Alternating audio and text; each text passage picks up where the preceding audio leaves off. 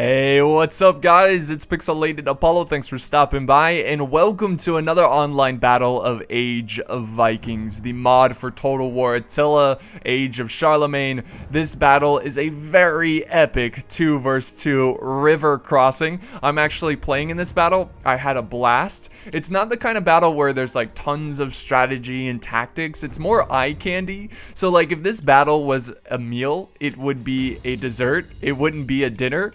Just every bite is delicious, but it might leave you feeling kind of sick at the end of the meal. But hopefully this battle doesn't do that. It wouldn't really make a whole lot of sense unless you're like disgusted by virtual people killing each other. But anyways, let's go ahead and look at the armies here. So I am leading the Kingdom of Brittany, and my teammate over here is the Kingdom of Northumbria. And our two opponents, we have Danelaw, and if you don't know what Danelaw is, it's basically a region in England where they were under Danish law, so it's a very fitting name. And then his ally over here is the Byzantine Empire, the boys in purple. And even in this game, do they look ever so glorious. Let's go ahead and check out the army comps. If you guys are really not into the whole army comp thing, where you can just click on this button right here, and that will take you to the very beginning of the battle. Now for the rest of us, let us begin with my force. So the tragic thing about the Kingdom of Brittany is that they're not very unique and they don't have any flashy units, so it's a very standard army.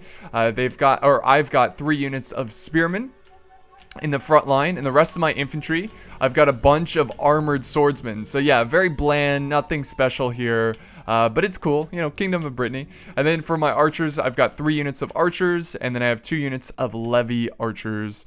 And for my catapults here, I've got large onagers, so 2 units of large onagers. And here's my general. It's my only cav force. It's a guard cavalry. And that's it for my army. So let's look at my ally now, Northumbria. He is bringing some Thane spearmen, so they're probably better than my spears. So 4 units of Thane spearmen, and then he has 2 units of royal companions. These guys are really good at getting the job done. And then he's got 1 unit of the furred axemen, so like militia basically. And then he's got some royal thanes. Very heavy melee infantry, very similar to the champions. And then he's got Northumbrian cavalry, so that's his 2 units of cav. He has 2 onagers over there, and then he has 3 units of furred archers, so archer militia. And that's pretty much his force. Let's now look at our opponents. We'll start with Danelaw. He is bringing some axe herdmen, so this is his main like heart of his army, good old axes for the Vikings. And then he has 3 units of skull splitters. What a name! What a great name for an axe unit. He has 1 unit of onager. And for the rest of his infantry, he has some levy freemen for his spears. Not very good, but whatever, you can use them as meat shields. And then he has 4 units of berserkers. Now we've seen the berserkers in action. 4 units, that's going to be pretty tough to deal with. These guys are monsters. And then he has the warlords champions. What a great name, just a fantastic name for this unit. So a very brutal infantry unit there. And that's pretty much it for Danelaw. Let's now look at the Byzantine Empire. We'll start with his archers. He has 4 units of armored archers, so a pretty deadly archer force. I think he has the best archer force. And then over here, he has a small force in the trees. He's got some levy spearmen, so 2 units of them. He's got the cataphractoi horse archers, so he's got some missile cav there. And then for his other cav, he has 2 units of the tagmata cavalry. Nice teardrop shields, kite shields, very lovely looking. And then for his main heavy infantry, he's bringing the Skultatoi spearmen, and they look very professional. And then we just have basic Skultatoi, so this is his like sword melee unit. So those are the factions, or army comps I should say. So let's go ahead and play this battle. Oh, here's a speech. Walls. Our banners must remain flying, even if every man here dies in making it so. Yeah, silence the general. Onager already firing into his archers. They were on fire at will. Oh, look at it crumble down. So he's moving up his archers. I'm gonna switch to fire ammo. And at this point, I was actually like manually controlling one of the onagers, and I was just having a blast. So I was like, yes, yes, take out his men. It's a really fun mechanic. I'm really glad Total War has that. Oh, jeez. I actually missed everywhere. Did not get a direct hit once with that volley. That was kind of sad. But yeah, he's going to go ahead and be aggressive. And the way river crossings work is that one team is attacking and one is defending. So this side is the attacking team, so they have slightly more money than us. So, which makes sense because we are defending. Here comes another volley. Oh, just short. Man. Here we go. Here comes another round. Here we go. Come on. Into these troops. Yes, there we go. That was a direct hit right there. Burning them alive. You know, I tried telling them, don't bring gasoline. Like, don't pour gasoline and oils on yourself before battle. You know, I don't know why you do that, but you'll just burn up like a crisp. Burn up like a crisp. Crispy crisp. Alright, and then here comes his infantry, or his archers, I should say. Oh, hitting the water there, burning the water. That looks strange. It looks like floating flames. But my archers are already firing. Here comes, oh, these volleys are vicious. These rounds. Here comes another one. I love just watching them crash in. Destroyed that rock right there. Yeah, screw that rock. And more archers are letting loose their arrows. You can see them crashing down into his ranks. My archers, here's my battle positions right here. I've got my spears in the front line. Archers are in the very front line, I should say. But I'm going to go ahead and retreat them into the back lines. I'm now pushing up some of my own heavier infantry in the back here. Just like, well, I'm not pushing them up, but I'm getting them ready. My ally is actually pushing up a lot of spears to try to fill in the holes of the defense. And this is where we're going to hold our ground right here, right now. We will not let them pass this path right here. So my spearmen are forming shield wall. My archers are retreating back behind safety so they can continue to fire their arrows. And look at this very aggressive push here from Danelaw. Classic Vikings right here. Scandinavian war heroes charging in first. We've got the Levy Freemen going in. And they're getting hit hard by my onager. So right away, I think I made a mistake by wasting a lot of my ammo on the cheaper units. Oh, that was beautiful. This is crazy. Look at all the onager shots just everywhere. But yeah, I kind of made a mistake by wasting my ammo on the cheaper troops. So it was actually pretty smart for the player who was leading Danelaw to push forward his infantry, the cheaper infantry, to absorb most of my ammo. It looks cool though, that's for sure. Oh my god, what a violent start to this river crossing. Here we go, the first charge into my spears. He actually has some spearmen over here already fighting. And the battle has begun, infantry-wise. And now we've got the herdmen coming in. There we go, charging in. Oh, is that gonna hit him? Oh, it just goes past him. Woo, boy. Man, what a violent fight. Archers are in the back here. We got a little bit of a tussle over here. The Levy Freemen taking on my spearmen. I think my spearmen are a little bit better, so they should win that engagement. Yeah, I mean, it's pretty obvious his Levy spearmen are not going to fight for very long. Again, they were used for meat shields, absorb some arrows and some onager fire. But he has his more elite troops in the center, so he's definitely trying to break down the center. My ally's sending in some furred axemen. And we got more. Oh, here comes the heavy axes, the skull splitters. Let's see if they split any skulls. I think we saw a couple splits there. Oh, yes. Oh, that guy got a kill. Way to go, spearman. You're making me proud. Oh, there we go. He split some skulls. That's the kind of stuff we like to watch. Well, let's just get a bird's eye view of the battle so far. Look at this, guys. And now we have to commit in our heavy infantry because he is really trying to break through the center line. He shattered my spears. Oh my god, look at this battle. It's way more epic watching the replay because there's less lag and you can sit back and just enjoy the carnage. And now I'm using fire arrow to try to break the will of his troops. His berserkers are not going to break easily though. Look at him just running through fire like a bunch of BAs. Going into the front line to get some kills. There's my allies onager firing at the flank. And that is only the first wave. Look at this. Look, here's the secondary wave. The Byzantine Empire now committing in their school-to-toy spearmen into the fight. So, yeah, Byzantine is kind of like a secondary force. And we've pretty much committed most of, I would say like 75% of our infantry is engaged in melee, which is not good. We don't really have a lot of reserves. And look at this, he's trying to outflank our position here. Oh, he's trying to take out our general. Here's the Tagmata Cav. They're trying to break through. Oh, really good onager hit there, though. Oh, and we got some berserkers in here. Yes. We definitely need more infantry on this side of the fight. This is starting to become a very bad issue right here. We got to hold the line. They cannot get past us. Or if they get past this defense, then they'll get access to our cities, and they will raid our cities and rape and pillage. Fight for our people, men. For the kingdom of Brittany. I do like the color scheme of the Kingdom of Brittany, like that nice white and black, kind of like the Teutonic Order. Very basic, very cool. But most of the Byzantine spears are on this flank. So it's a pretty even match. I mean, these spears are pretty nasty.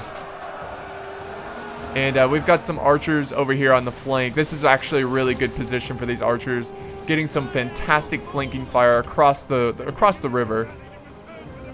All right, so let's go ahead and turn off the HUD again. Just enjoy the carnage right here. The spears trying their best to hold back these berserkers, but it's a very tough task. I just love seeing the archers just fly overhead. Look at that. Yes. So yeah, I'm definitely using my archers to try to go for the troops that are way in the back, and the archers in the back. And this is where Danelaw actually commits his general into the fight, into the Thane Spearmen. Oh man, Thane Spearmen, they look so cool. That shield wall, they're like, we will not let them pass. Oh, this guy's burning. Oh, you would think the light rain that's going on would kind of improve that, you know, try to cancel out the fire. But we got some, the Cataphractoi breaking. And we've got a great push. We're pushing them back towards the bank here of the river. The side of the river, the shore of the river. This is where I actually dismount my general. I think that was kind of a mistake to do that. I should have just left him on horseback so he could just like get some charges off. But I really, you know, I just wanted him in the fight in melee. So I'm actually setting him in the center because there's a little bit of a concern in the center position. And now I'm actually throwing in my archers because they used up most of their ammo. So you might as well just use them as like, you know, extra men, extra bodies to go into the fight. Really cool battle. Let's get more bird's eye view kind of shots right here. This is so cool. Like, this was such a cool fight. Again, it's not super like strategic, but it's pretty awesome. Just watching this brawl really makes this time period come to life. So there's my general. He's right in the mix of the fight. And we've got actually 2 generals fighting in one area. Actually, 3 generals fighting in one area. We've got the Warlord's Champion, that's Danelaw's general. And then we got the Byzantine general, his Duke's Guard over there in the back. And we have the Royal Thanes, that's my ally's general, holding back the Tagmata Cav. I don't know if we saw the Duke's Guard here, but this is what they look like. They don't look very unique. They've got some like golden armor, some like fish scale armor. Oh, but they're getting hit hard with arrows. We got some troops breaking, wavering. It's my my archers. No surprise there. Jeez, this battle. It is a beautiful sight. A massive brawl. Who would have thought a small 2v2 would create such an epic battle? Danelaw's general still in this front line. We got to try to take him out. We've got some troops breaking over here. This is the berserkers. I didn't know they could actually break. They were breaking. Oh, the enemy general is dead. The Byzantine general, I think he was hit with an arrow. He is dead. That is going to be huge for our front line. Hopefully the Byzantine forces lose their morale. And now we can actually focus on Danelaw's generals. So we can actually take out both generals right here in the same area. So I feel like they're a little careless with their general. But hey, he's a Viking general. He's first to go into battle. Okay, that's not always the case, but you know what I mean. Oh, look at the arrows fly overhead. Constantly just trying to take out his archers. Now he's sending up his armored archers to get him a little bit closer. Let's see how things are going on over here. It's a little bit quieter over here. I mean, there's still a lot of killing going on, but there's a lot less troops. But over in the center is probably where it's the craziest. I mean, look at this center position. The onagers are pretty much out of ammo. I wish I saved just a couple rounds for this spot right here. I would have broken a lot of morale of the troops there. It's too bad. It's too bad. He's using fire arrows to try to break the spirits of our troops. And look at this. We have completely defeated. And look, there we go. We routed another general's unit. So we took out another general. And now we are pushing through this gap, and this is actually really good because now we can kind of close the door on the rest of these forces, kind of like do a hammer and anvil with the infantry. And now look at this charge. I know it's mostly archers, but it will, it's still outflanking them. It still will count for something. I've got some armored swordsmen flanking around. And this is really good. We see a lot of wavering troops here in the center. So if we can keep that up, we can win this battle. But let us not forget, we are facing the boys in purple, the Byzantine Empire. Those guys are pretty nasty in battle, and they will not break easily, even though their general has perished in the fight. He has been slain by a Northumbrian soldier. But yeah, look at this. I outflanked his Skutatoy, and they are not phased. I mean, they're exhausted. They are kind of wavering. But they continue to fight on even though I outflanked them. That's pretty insane. Oh, massive rout from the front line. How could you do that? You must fight on. The Byzantine Empire really thinning out my forces over here, and he is still going strong. He's got his Skutatoy spearmen. And my swordsmen are also thinning. They're down to 58 men over here. So we gotta try to hold on, keep fighting, keep believing, men. We cannot let them cross this river. Oh, look at the chain rout. They have brought shame. Shame to the kingdom of Brittany. How dare they? But it's not all lost. We still have a lot of forces over here.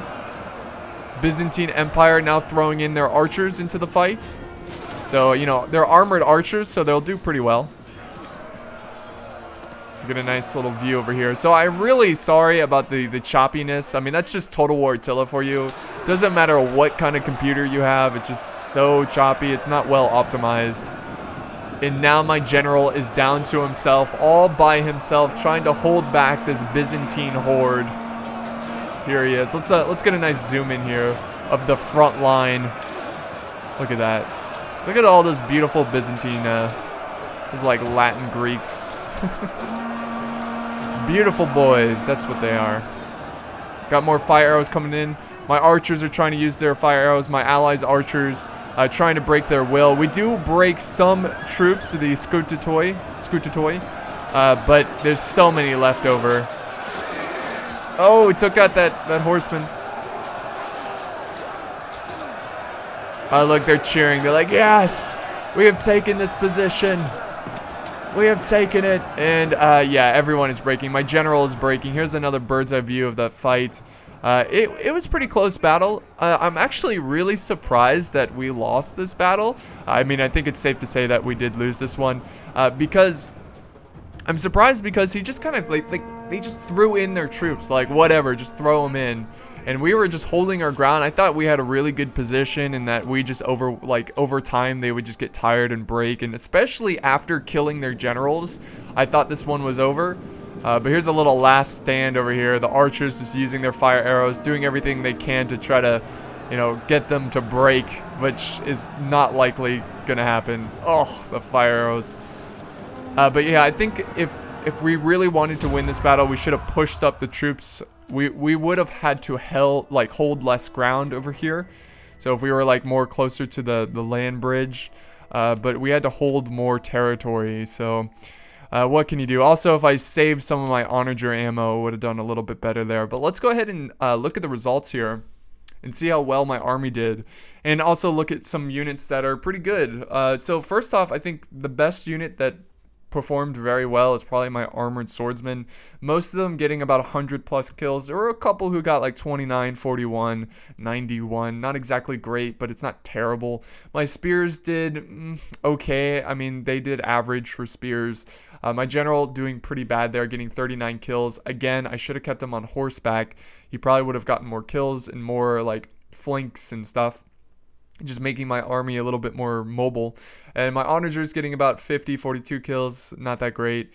My archers doing pretty well for archers, same to my levy archers, not terrible. And looking at the Byzantine Empire, his best unit was definitely the spears here. Look at that, 100, 152, 92, 122, and then his swords, 276, 131, 203. It's kind of ridiculous. His archers did amazing as well, all of them getting over 100. His cav doing pretty weak there, but I don't think he necessarily used his cav that well. Happy Meal, my ally, his best unit probably has to be the Royal Companions, 199, 232. His general did all right. His onagers did pretty good, and his archers doing pretty solid. Let's now look at Viber King, who's Danelaw. He did great all around. His berserkers really saved the day. This one got 321 kills. That is insane. And then he got the Skull Splitters, who did okay. One got 134. The other one got 72 and 64. His general also did very well. So good game to all the players playing with me in this battle. Thank you for joining me during my stream. I hope you guys enjoyed this fight. It was really, really fun. Hopefully we can do more river crossing battles in the future. But thank you guys so much for watching. If you enjoyed this video, be sure to leave a like, comment, and share. Subscribe if you haven't. And yeah, that's going to wrap up this battle. So thanks guys, I will see you next time.